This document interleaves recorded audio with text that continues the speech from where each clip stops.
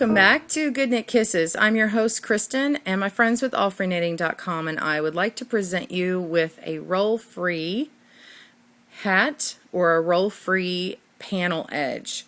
And one of the ways you can do that is with a garter, but another way to do it is with a rib stitch. And you can do a rib stitch in a number of ways and patterns. For this purpose, what we're going to do is make it a very thin rib stitch. So all we're going to do is knit one, purl one. So you need to know how to knit one and you need to know how to purl one. I'll go slow on the first couple. So let's get started. I actually like to just start with a nice working strand on the left. And I wasn't there. And so I'm starting it with this flat knit stitch to make it a nice firm start, and then I'm going to do my pattern. So I've got my slip stitch here as my first one, and I'm going to do knit purl, knit purl. So this is going to be a knit stitch, and if you need to mark your pegs, all the same pegs are always going to be the same stitch. So if you're starting number 2 as a knit, number 3 will always be a purl, so you can remember all your knits are on the even numbers if that's easier for you to remember. So I'm going to do a knit stitch, but I'm going to pull it back so that it's a little looser to do a U knit stitch, which has the same look, but it's a little looser, so it's not so tight as a flat. And now we're going to put the yarn underneath and do a purl.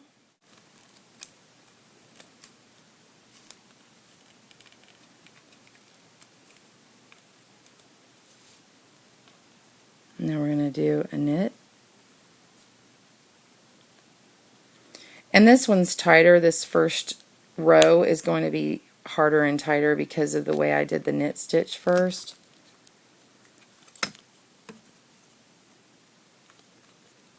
Now we're going to purl. I'm going to purl.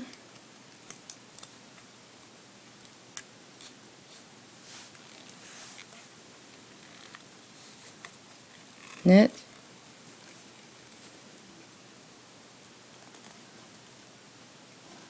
I've got 10 stitches on here. I've done knit as my last one. I'm going to come back, and on all the ones that I had purled before, I will purl them again. So we're going to take this one and we're going to purl again.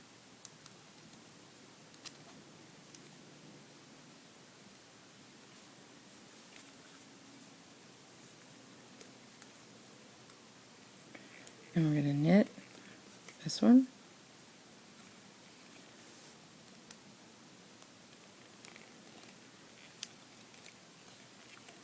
And a purl.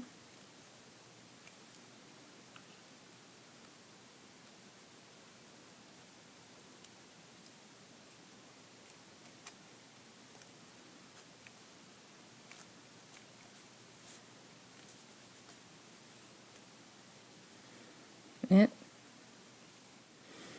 And this one's going to be purl.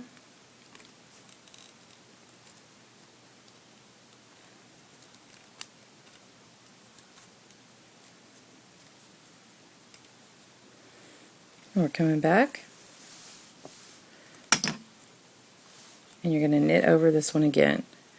So as you can see, it's really repetitive. You're going to continue alternating knit and purl. Make sure they're on top of the one before, and once your project starts coming through the bottom, you'll start noticing the edging, and it'll be easier to remember which row that you did knit and purl on.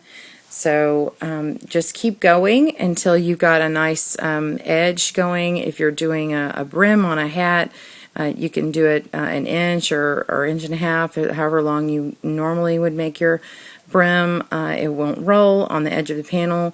You can just do 3 or 4, or you can make them as fat as you want.